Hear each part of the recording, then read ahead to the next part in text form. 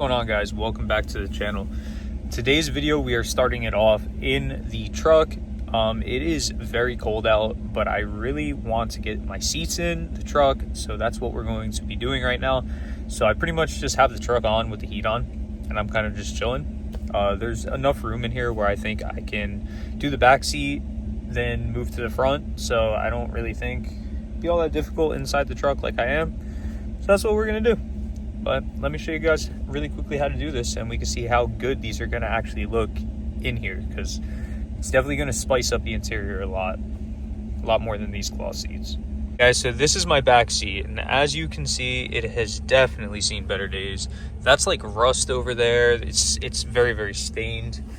This one's not too bad, the small one, but that big one it's pretty bad. So these are relatively easy to remove. It's not really much to it. You kind of just fold this up like that, and you can access your bolts. I'm going to take this tray out first, and I will not be putting this tray back in because I'm going to have a sub down here. It's actually going to live over that way, right in that cubby. So I'm not going to put this back in. It is kind of a cool design that I guess Dodge implemented. It's like a flat floor, so you fold it out and it just turns into a floor. But we need to get that out before we actually go to town on the seat bolts. And then these seats, you literally, after you get them unbolted, you literally just lift up, and there's two latches against the back of the cab, and that's how they sit in there. It's not very much at all. And then you know, obviously make sure your seat belts and stuff, you're gonna want those, so make sure you save those. But they just push right through, no big deal. You remove this right here. It's 13, I believe, right here.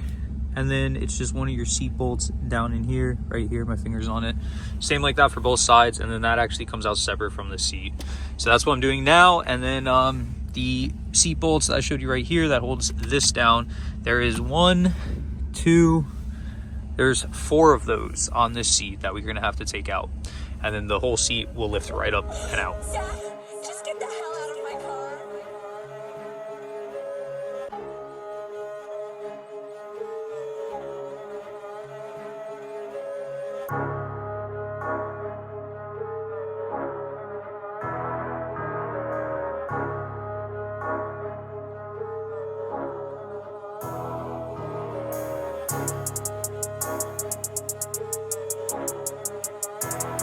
So all I was doing in that time lapse was removing the seats, obviously.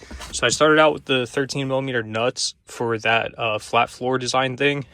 Both sides have it. This side is just smaller. So it takes, for the whole thing, it takes 4 13mm nuts and then 4 18mm bolts for your seats. Then you're going to have 2 more bolts for the small seat in the back there, and 2 more bolts for the big seat in the back here and in the corner over there. You also need to take a bolt out of this seatbelt mechanism, and that is because this seatbelt comes down and is around your seat. Therefore, you can't get your seat out unless you do that. So 1, 2, 3, 4, 5, 6, 7, 8, 9 bolts total to remove the whole back seat, and the 13mm nuts if you have the flat floor. If not, you won't have those. So now I'm about to put the new seat in. Like I was saying about the sliding, it has like claws in the back of the seat, and they slide right into these hooks. Nothing to that. And then pretty much we're just going to put our seatbelts back through and bolt it down.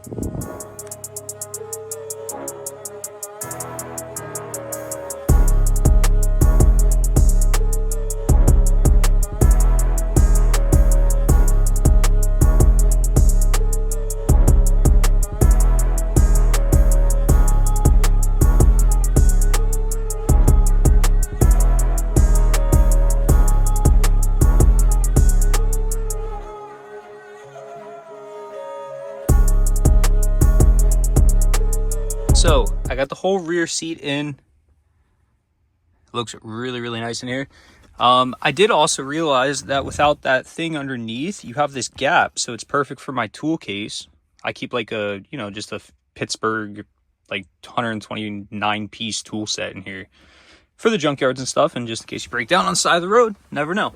So that fits very nicely in there, which is a lot better than where I had it before, which was just on my floor, which kind of sucked. But yeah, so the back's in. I don't know if I'm going to attack the fronts today. I'm still waiting on the switch panel, guys. The switch panel is going to replace this switch panel, but I have a power rear window, so I do still need the power rear window one, but I also need the heated seat here and here. I did find one. I did order it, but it is not here yet, so I think I'm going to hold off on the fronts just for today. You guys will see it in the same video. This is the plug from the truck that I got the seats out of. I cut the body side of the plug just in case I needed to match these wires up on my plug or maybe repin something. You know, you never know. So I took this just as a precaution. I'm about to take a quick look at my plug to see if I have wires where wires are supposed to be and stuff on the truck side. And if I do, then great. If not, then we're going to have to wire in the heated seat portion. I do have power seat already, and then this one's mechanical, so that part I know will be good. But the heated seat part is what I'm a little worried about. But I do know the plugs for the switches are behind that panel. So I think we'll be okay, I think. So, yeah, I'll pick you guys up another day, and we'll get the fronts done. So I know what you're probably thinking, right? How many factory options am I going to add to the third gen? Now, a lot of you are here when I owned my Jeep. A lot of you watching the truck videos, you're watching because you originally saw me with my Jeep. As you guys know, my Jeep was a base model. The only factory option the Jeep had was fog lights, and that was it. This thing was very, very far along already. Like, we have a power sliding rear window, we have our power driver seat, all that type of stuff. Now, all the stuff that used to be in my Jeep was all mechanical stuff. We didn't have power seats, we didn't have heated seats, we didn't have anything. This truck was, like I said, it was already far along. We had fog lights already and all that type of stuff. Now, the stuff that I want to add to this, there's actually not too much more. The seats were the big one because I knew they were expensive if I couldn't find them at a U-Pull yard. Thank God I found them at a U-Pull yard. But realistically, after we get the front seats in here, and working and everything, the only real things that I want to add, I might add the adjustable pedals just because I am not a tall person and I do like to sit back because of my back. I like to sit back a little bit, so it kind of makes it difficult for me because the pedals are really far away in the truck and I kind of have to find like a medium in somewhere in the middle there where I'm like kind of sitting back but I could still reach the pedals comfortably and everything. So we might add those. There's honestly probably a pretty good possibility we're going to add those. Then I already did the leather steering wheel, which I showed you guys in a separate video, but I didn't get the one with the radio controls on the back. So I will add those two. I do know that the clock spring already has the plug for the radio controls because I've had this wheel out and I've had a wheel out at the junkyard with the controls. So I do know I do have the plug. So we'll have to get those. But I could just change the back plastic piece on the steering wheel for the one with cutouts and switches in it. So that's not a big deal either. So pedals, stereo switches. I want to do the garage door opener that goes in my overhead console up top there. I found one of those on eBay. I will be picking that up sometime shortly. And then besides that, I just want to do the business center console, which will get rid of my jump seat in the middle and the front and give us an actual center console, like a full center console all the way up to the dash. I definitely want that. But yeah, other than that, I don't want to add anything else. I mean, you know, with the Subaru, we added factory high model stereo and all that stuff, like the speakers and everything. I'm not doing that in this. What I'm doing in this is I'm going to actually add my own 3 speakers in the top of the dashboard, and then I'm going to do aftermarket speakers all around the truck.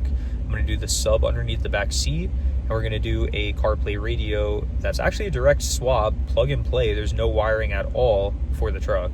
So we're going to be doing that radio in there, which again, with our steering wheel controls, it should work just like factory, because that radio is designed for the truck. Like, it's 100% plug and play. And then, you know, we'll have our backup camera and everything just like we had in the Jeep.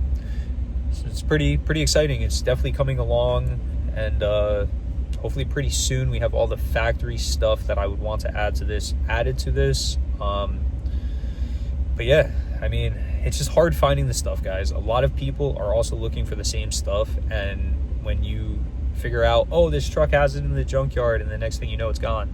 You go all the way there and it's missing. So yeah, but that's all the stuff I'm going to add factory wise to this thing. and then we'll do aftermarket stuff, obviously. So yeah. All right, guys, I want to go over this really quick with you. I was able to get the printouts at work for the schematics for the heated seats.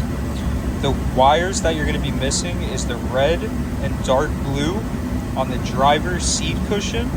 That goes directly to light green with a white stripe at your driver heated seat switch, which is in your dashboard. So pretty much all you're going to do is take a wire from the seat plug right here at that color and wire it directly to the green white, and then so on and so forth. For the passenger, it's a light green white, and that gets wired directly to the light green white on the passenger heated seat switch.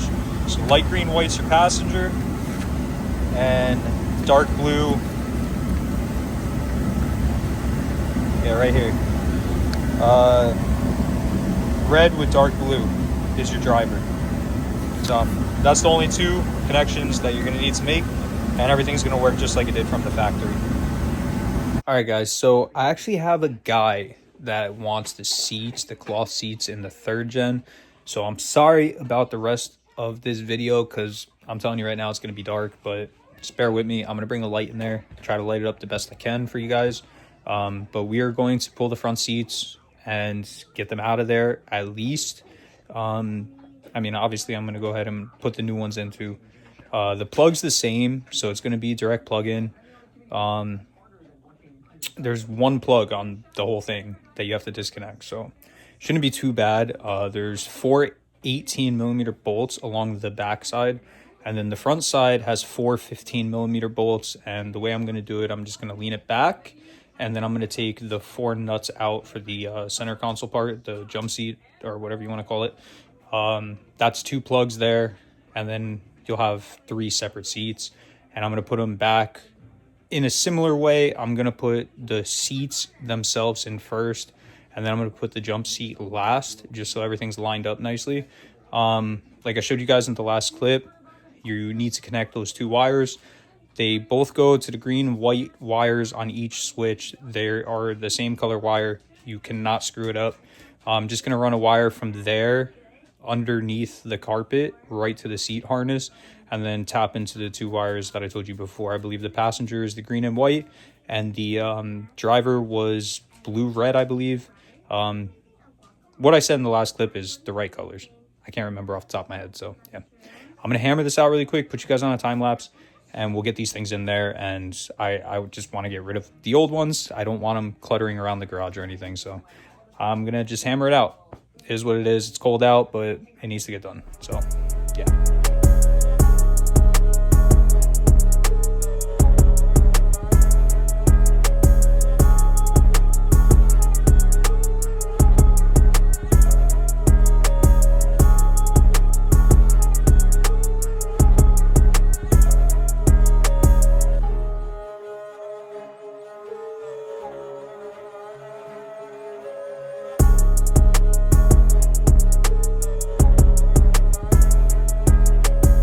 So guys, we got it done.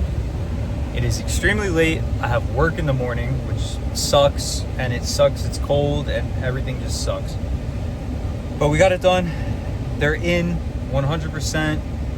The only thing that I did not fully do, I wired the plugs up behind the dash, but I did not wire it up to the seats yet because I do not have the switches yet. They're coming on the 30th of this month. So I will have those pretty soon. I'm just waiting for them. I want to make sure I get the right wires 150%. So before I put any tap connectors on there, anything like that, I'm going to just put the wire in there and make sure the heating elements work and all that good stuff. But yeah, so there you have it. Now, I was in a rush. I do have somebody coming to buy the cloth seats, so I just wanted to get them out. Sorry, I really was trying to make like a decent video for you guys, but sometimes that's just the way things go. But yeah, these look absolutely awesome in here. We'll close this video out with a little, you know, a little show of how it looks in here and everything.